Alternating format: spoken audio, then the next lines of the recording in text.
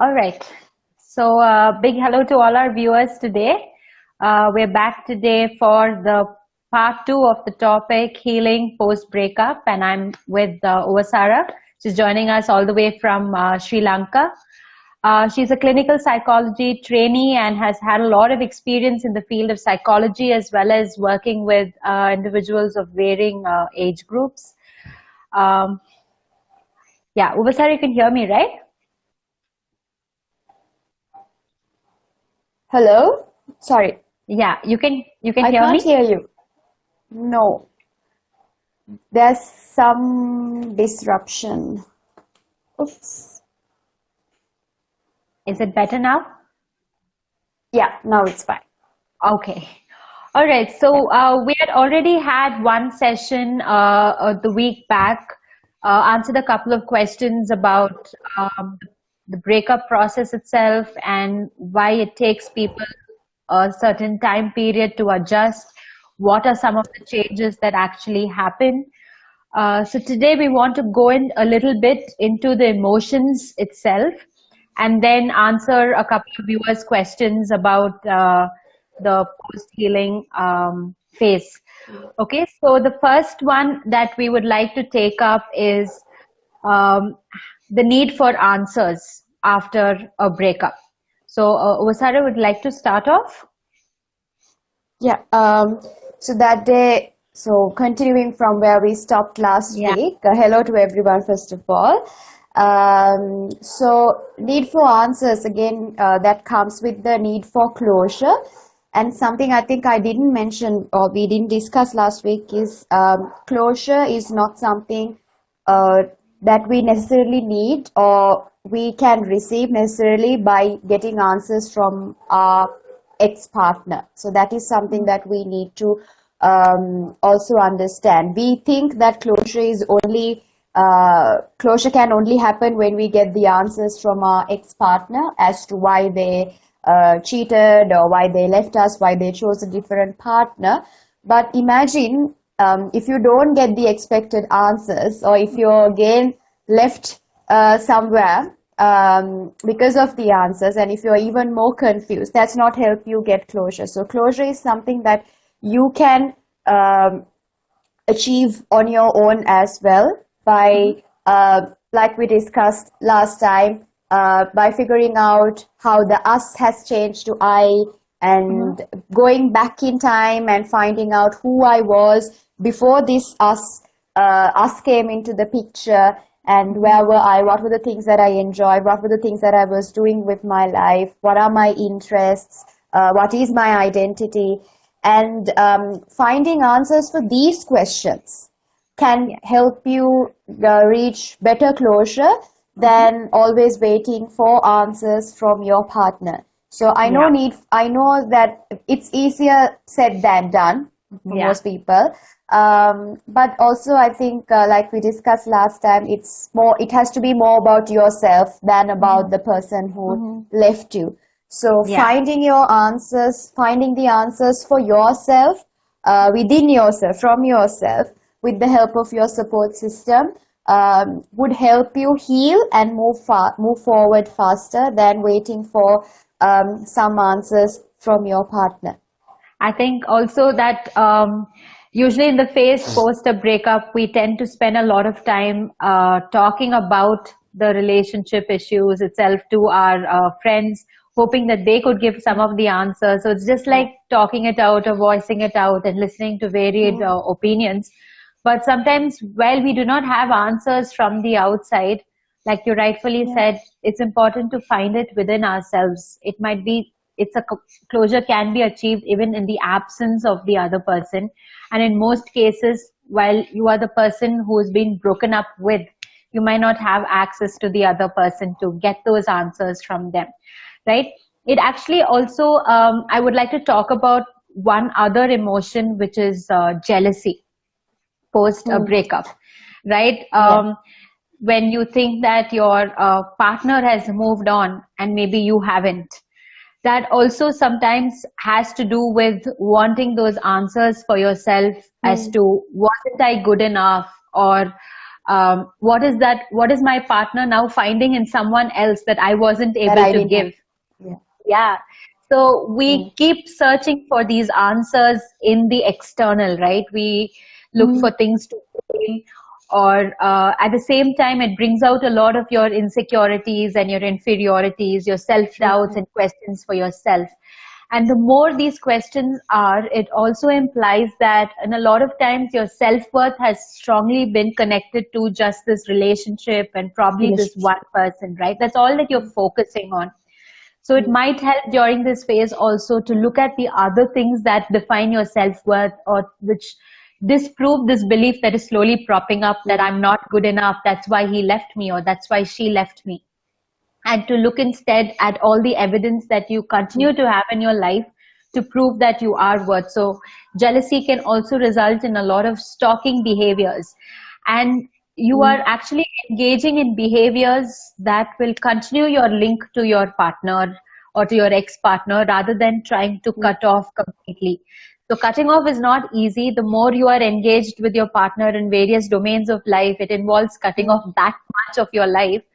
So, but it's easier to move on when you don't have that constant link, when you try not to, definitely places you, maybe places you visit or friends you talk to might bring up questions and ask you about this particular person as well. But there has to be a part of you that is separate, an identity of yourself that is separate from this person who has either let go of you or who you choose to let go. So jealousy is something that is likely to prop up. We spoke about the need to have answers or closure. Another thing is, Uwasara, that I would like to ask you is in terms of, the fear or sense of loneliness or anxiety about being alone that can come up immediately post a breakup. Yeah. So what is something that they could do about that? Yeah. So I think fear of being lonely and fear of not finding another person, fear of not being able to fall in love again, or fear comes in different forms. And with that, that feeling of loneliness and isolation,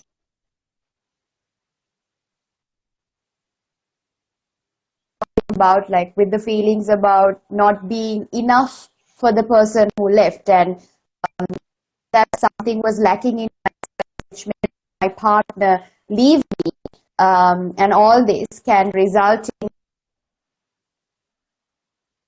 in that.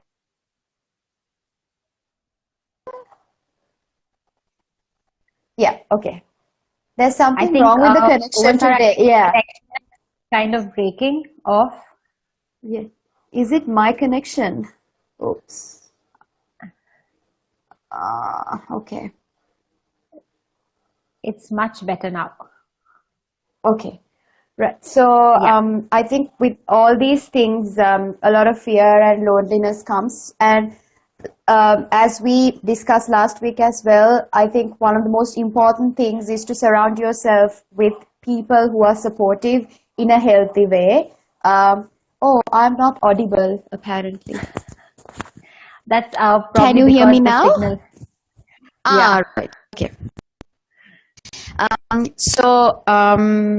I think that's that also comes with, because of the unanswered questions sometimes, that loneliness and feeling it's all my fault that I lost my partner, that I didn't get, that's why he left me, it was something that was wrong with me, and identifying and defining yourself with all the rejection that happened. So gaining clarity for yourself is important in terms of coping with your emotions of fear and loneliness, and always remembering and reminding yourself that it's not just one party's fault. It's never one party's fault.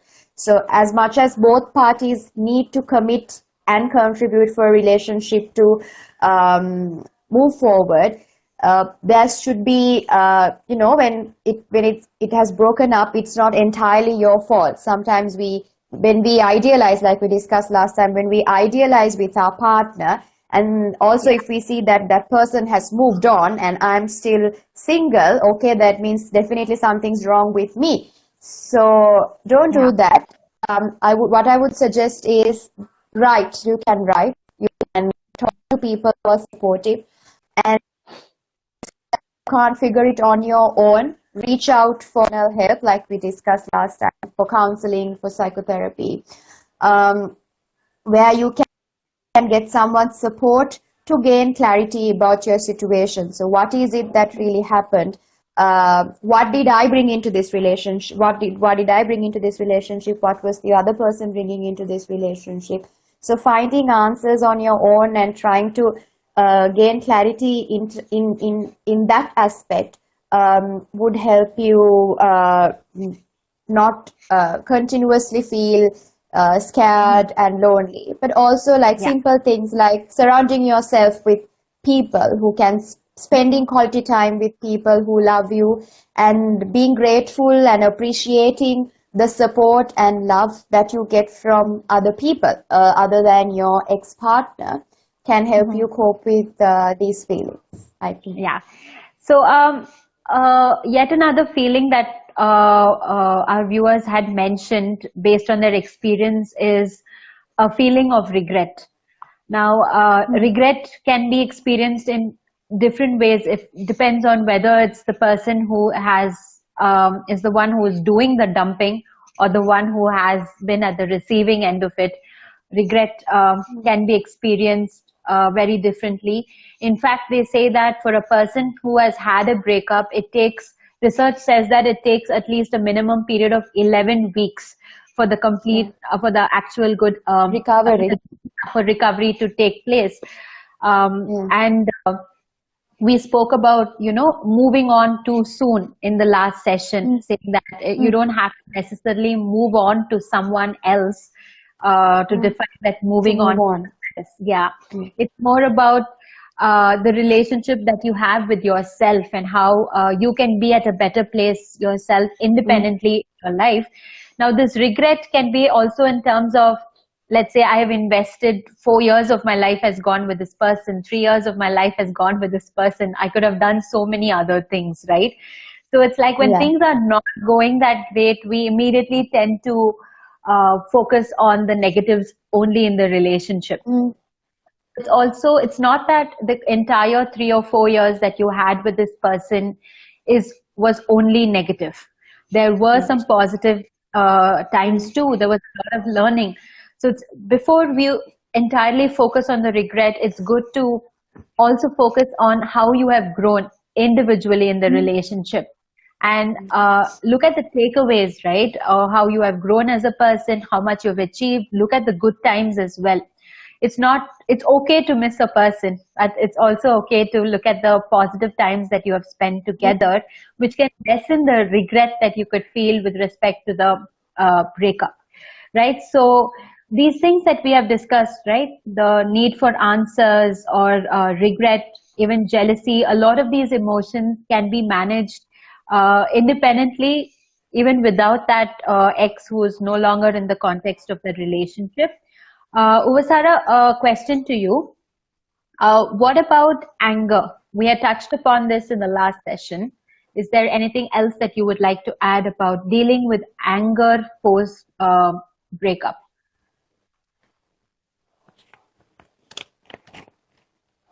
Breakup. Okay. Yeah. So we've talked about anger last time also. We were talking about the whole grieving process and how initially it's more to do with denial and sadness, anxiety, and then for most people, anger kicks in later on. So I think when coping with anger, one of the most important things is also, I think one of the questions that you shared with me before the session was, one of our viewers has asked that they Yeah. can't stop wishing bad or Yeah. wishing the worst on their ex, that they're full of That anger. question out. I'll just read the question out, so maybe you could relate Yeah. the answer to that. So Yeah. we had a one question coming in which says, I can't help wishing the worst on my ex. There is so much of anger. It's not that he just broke up with me, but he was already seeing someone else. So obviously it's easy for him to move on, not me, because my life was all about him. So here there's a So lot of yeah, anger as well as resentment of being abandoned yeah. and the feeling of being cheated on. Yeah. Yeah. So I think hats off to whoever that viewer is for identifying how you are actually feeling. That is key. Identifying and acknowledging how you're feeling, even if it is anger. We all need to know that in a situation like this, anger is a very normal reaction. It is a very normal emotional response to the situation. And like I said, like this viewer who has shared his or her experience with us. It's important that you acknowledge, yes, I am feeling angry, rather than just trying to suppress it with, saying like, thinking that no, I shouldn't be feeling angry, or it's bad to wish bad luck or wish worse on my ex. It's important to identify and acknowledge your feelings of anger, and that shows us something else as well. The feelings of anger also tells us that we are in a situation, we are probably most likely in a situation that may not be in our best interest, right? That's why it's making us angry. So acknowledging our anger, and then importantly expressing it, letting it out. It's important that we identify and also let it out. There's no identifying and keep it, like, try to bottle it up, but expressing it in a healthy way. So that's important. How you express is also important. Can you give it's important of a healthy expression of anger? recommend there are some people who cry when they're angry. So crying all you want. If you feel like you want to punch your ex, maybe, getting a pillow, and so that you don't hurt yourself. Like, these are the normal anger management techniques we teach our clients, right? In other situations when you feel so bottled up and when you want to let that anger out. But a better way of, rather than punching your pillows or anything, is to write a letter as if you're actually writing it to your ex. Right? Yeah. Write a letter, putting everything. And I've seen this being very, very helpful for a lot of people that I have worked with. And putting it down into words so that you too gain clarity about all these incidents that has happened, because it's overwhelming, right? It's a lot of emotions, and it's frustrating, it's sad, it's depressing, it makes you angry. So writing a letter, because it may not always be healthy to tell the other person, like the person who has left, how we actually feel, and letting it out, because that could lead to many other things. And also, we suggested cutting off connections. So trying to reach out to that person again can cause a lot of trouble, and the other person may not be willing to have this conversation with us. So, but writing it down as if you're actually writing to that person, and getting rid of that. But you can, if you really feel like you want to share it with someone, you can maybe give it to your therapist, your trusted friend, or whoever that's helping you cope with this situation. But it doesn't necessarily have to go to that person. It's all about letting out that anger.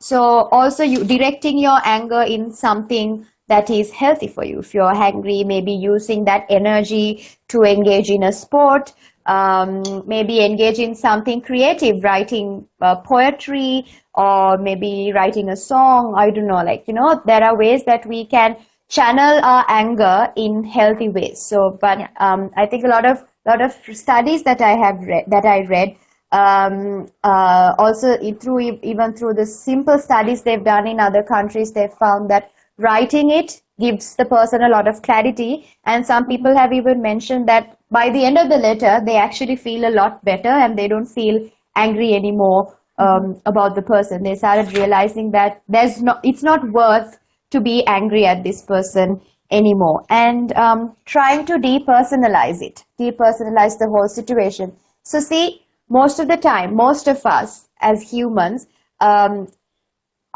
intentions of our actions, it is mostly not to purposely or intentionally hurt someone, most of the time at least, right?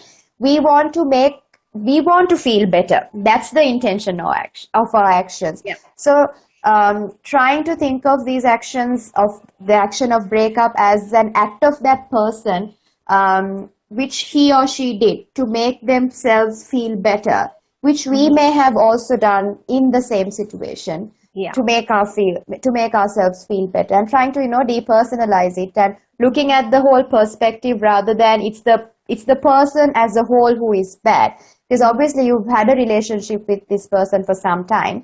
Yeah. That person can't be entirely bad also, because we all have our own flaws and no one's perfect. So, and as humans, evolutionarily, according to natural selection, we want to make ourselves feel good. Yeah. We want to make ourselves feel better all the time. So trying to think of it as an action of that person in that terms, and okay, it made him feel better, so I am not in that picture to make him feel better. He doesn't want me, so that means I have no role to play in it. Yeah. So if I can't make that person feel better, and if he's not happy with me, that means he can't make me feel good too. So looking at it in that way and trying to let go of it, and then finally to heal, again engaging in spending more time with yourself and increasing your self-compassion, looking Yeah. after yourself, is the next step to In deal fact, with I your think anger. the techniques that we follow is also trying to make a person, like you mentioned, letter writing, right? So while the letter could be from your perspective about your emotions, sometimes also to process the same from the other person's perspective as well. You could also write once you gain a little more clarity, when you are not in a very intense emotional state. So at that point of time, it's good to write the letter from your point of view so that you could verbalize everything that you feel. But it's a very interesting research that I read also involved the same person writing the letter from the partner's perspective. Oh wow, Yeah. okay.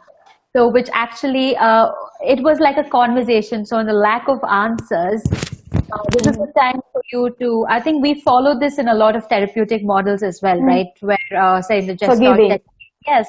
So, to get into the other person's perspective as well for those responses. We'll just quickly go on to another question, right? So, we had a question which says, how do I develop trust again as it's been broken so much? So I think from the way in which the question is phrased itself, it shows that this particular person has had a number of instances in which trust has been broken. This doesn't necessarily have to be in the context of that relationship. It could be something which is built over a period of time. So what I would say is at that moment, if you feel that you are afraid to trust again in the next relationship, that you are not able to trust your own decisions about moving on or about entry into another relationship, it's important to analyze or just take a little time to ask yourself, is this the first time that trust has been broken, or when was the last time it's been broken? What was the situation then? How is it different now? Is it something which has been happening over a period of time? In what context does this usually happen? Rather than just saying that you will never trust again. So yes, it might be difficult initially put your faith in another human being immediately. But what is important to do is to build trust with yourself, right? Self-trust before trust in others. So right now you're at a phase probably where you don't trust yourself to make good, mature, healthy decisions about another person. You'd say, I'll probably choose somebody else like this. Or we usually find people immediately after a relationship also, we were talking about, rebound relationships. And I think we have another question about getting into alcohol use, or a lot of decisions that we make immediately may not be the ones that are maybe temporary coping mechanisms rather than something which is contributing to actual healing. So begin with trusting yourself, trusting your own decisions first. So this could be something like maybe in everyday life, how you set boundaries with your friends. For example, let's say you tell yourself, I need to say say, let's say with respect to exercise, you say, I want to get physically fit in this month. This is the goal that I'm going to try and achieve. So trust yourself to complete that goal first, right? And you will realize that the more you trust yourself that, hey, you know what, this is a decision I took, I was able to execute it, therefore I can trust myself to achieve certain things. So build trust with yourself first before immediately going on to say that I cannot trust somebody at all, I'll never have a relationship. These are all universal statements that makes you feel like, you're at the end of a tunnel that has no end, right? True. So you can be that light at the end of the tunnel by the way you think, is what yeah, true. Is there anything that you would like to add, Uwasara, about trust? Yeah, to add to what you said, like trusting yourself is where you have to start, and also don't make it only about relationships, only about relationship with other person. So set goals for yourself. That's a very good way to start off.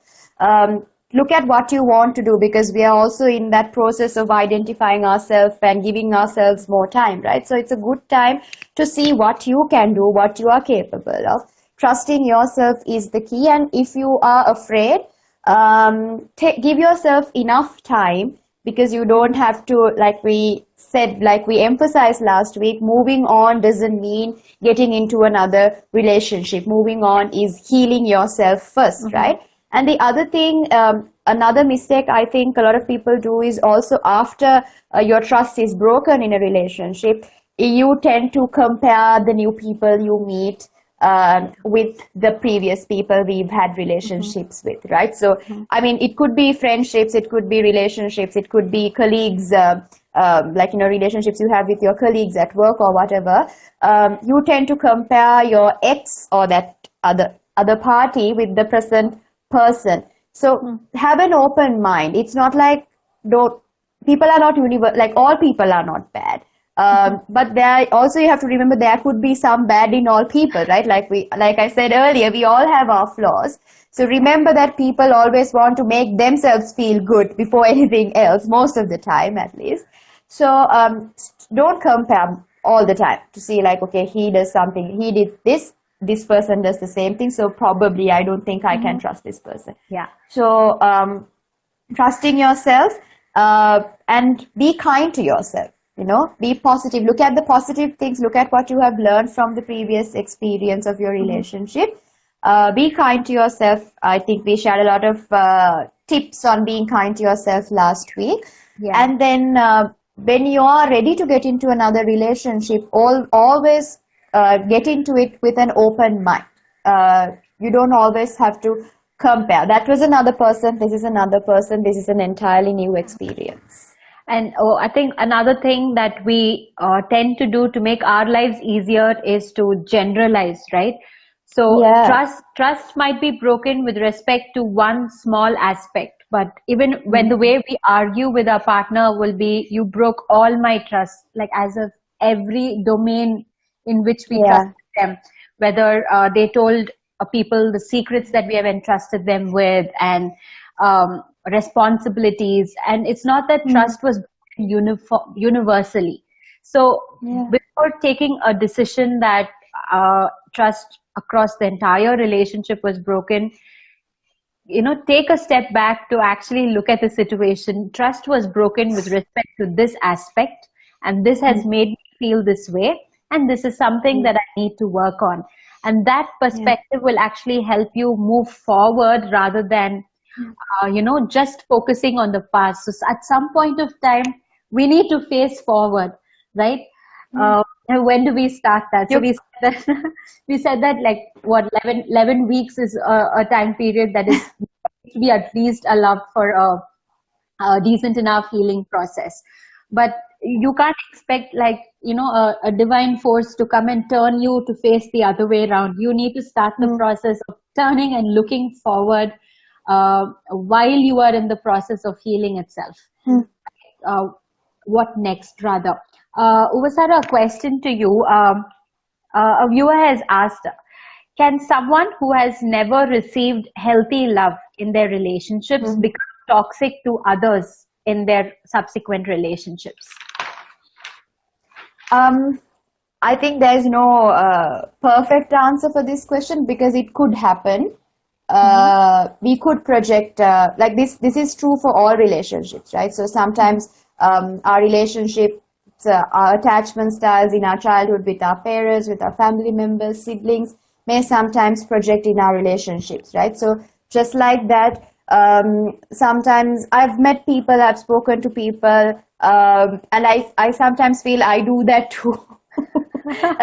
Sometimes it just happens. Sometimes I don't think we do it consciously. Also, it could be happening very unconsciously because we've been in an unhealthy relationship. If we've been in an unhealthy relationship for a long time, if it could be similar circumstances in which we project it towards the other person. But a lot of self-reflection is, I think, what's going to help you come out of something like that. There is a possibility of, projecting that or being the toxic person in the relationship.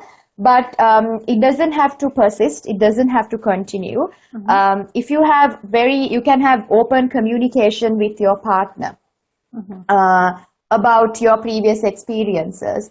I mean, this may not be always easy for everyone, but when you're in the right kind of relationship in which you can trust the other partner and share your past experiences, past stories about your unhealthy relationships and how it has wounded you, I think that makes it easier for you.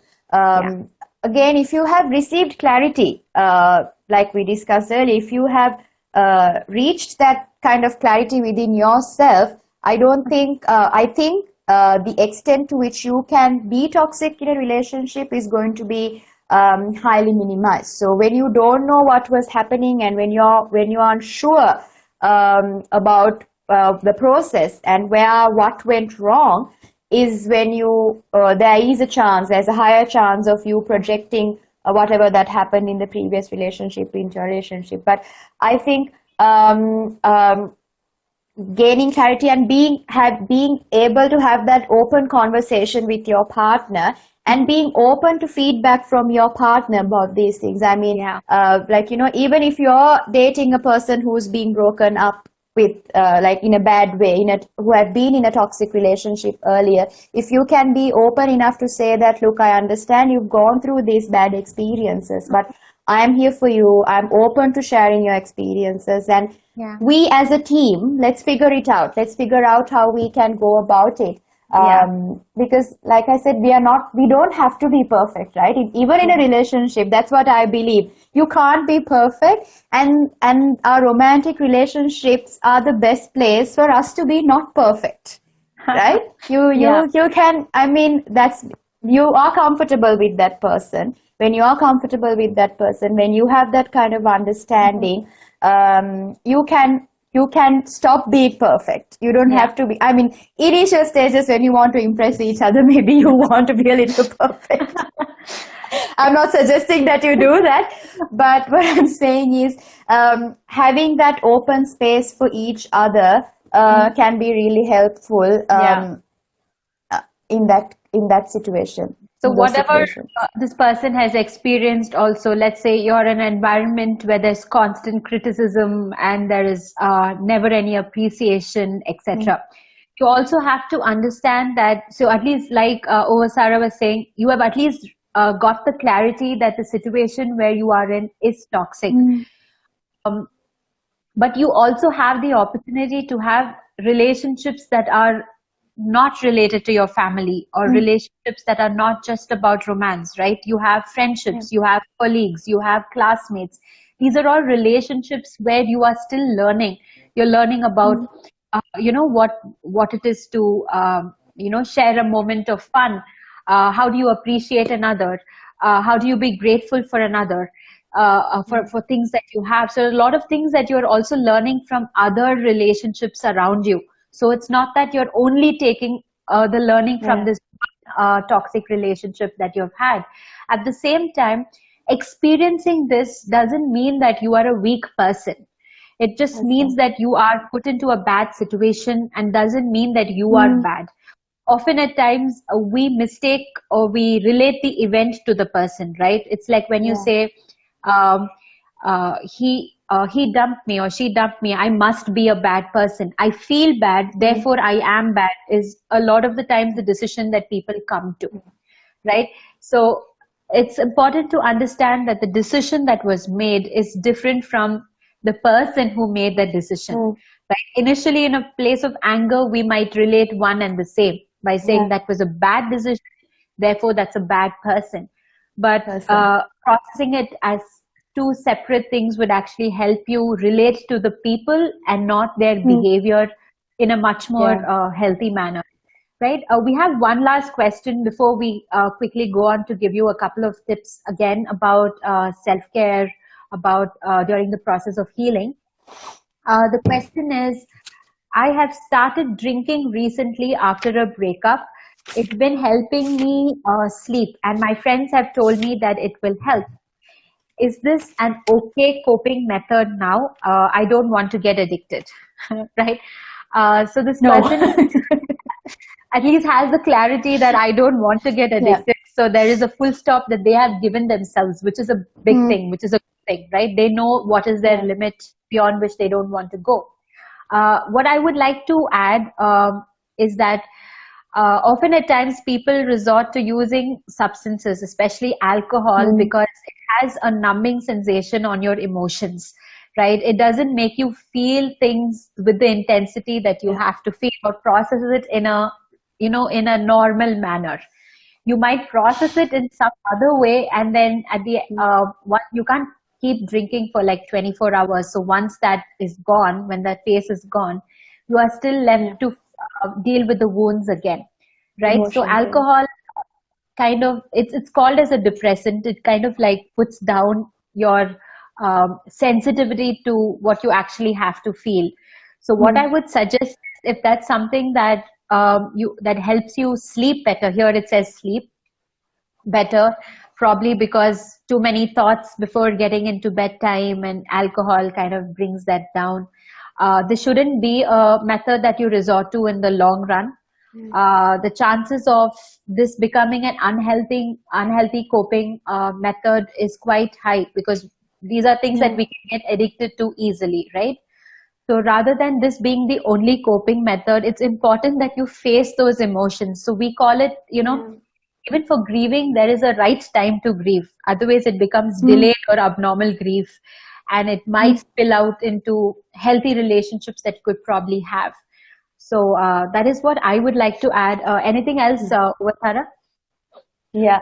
So I think my simple answer is no. But then to add to what you were saying, like we wouldn't encourage any of the unhealthy coping methods. But what's interesting is having identified, being able to identify that this is what I am doing. Like Rachel said, this is what I am doing to cope with my breakup. Is an excellent thing. Being able to do that is great. So most of the time we engage in our own coping methods. So like, getting into another, like starting to date someone as fast as you end your relationship, sometimes people don't identify or they don't accept that they are in another relationship because they want to, sort of not feel what they're supposed to feel, or not experience those negative emotions. But suppressing is like you're just trying to push that rubber ball into deep water, right? It will anyway come back up at one point. So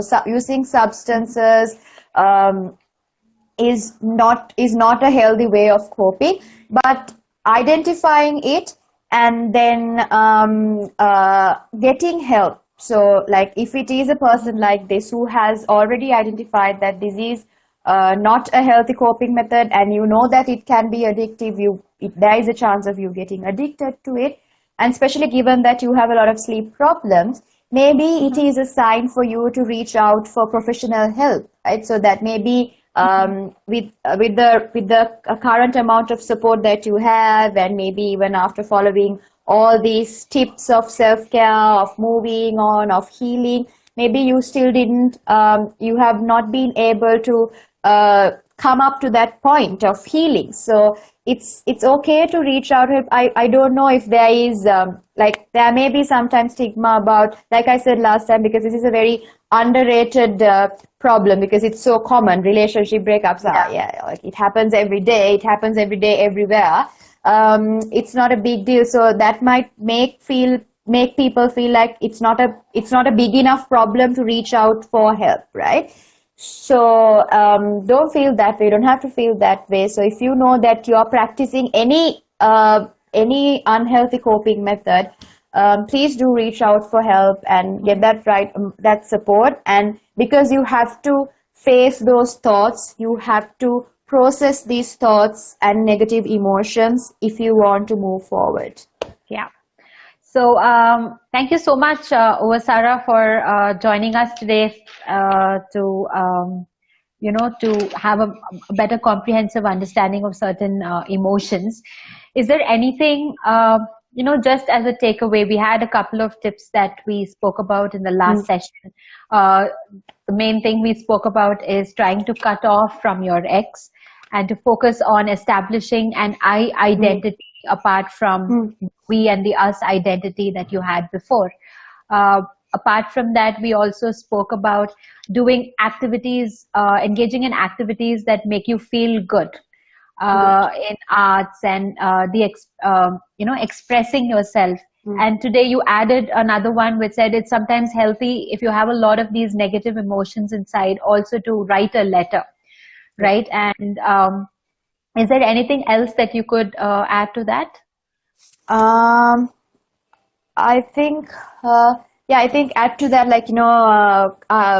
that's what we spoke about a lot last week towards the end, right? About identifying yourself and engaging in self-reflection. I think I would add to that, reflecting about your relationship, reflecting about yourself, reflecting on what you brought into that relationship and what the other person brought into the relationship can also help. And getting back into a routine, some sort of routine. Don't make your entire day and entire weeks about this person and about the relationship. I mean, it happens. It's the natural response. But give yourself that space and allow yourself to bring back focus onto yourself and start a routine, engage in activities that help you, rather than thinking of all possible ways of reaching out to your ex.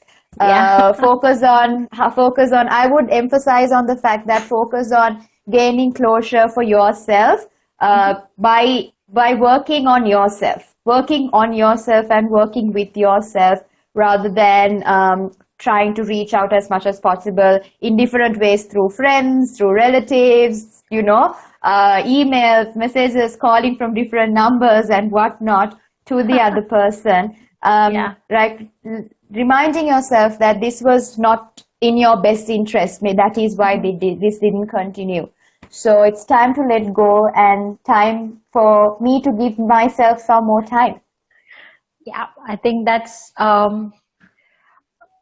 one of the best. I think that's a good takeaway. It's time to let go and focus on yourself. Right now, if you have any other questions to our viewers, please do send it in via DM. And the video will also be uploaded on YouTube and the link will be up as well. We'll also be putting up a short post about the takeaways from the session. Thank you so much for joining us again, Uwasara. It's a pleasure to have you. Looking forward to having you back sometime soon, a relationship expert. Thank you so much, Uwasara. To our viewers as well. Bye-bye. Have a good weekend, everyone. Bye.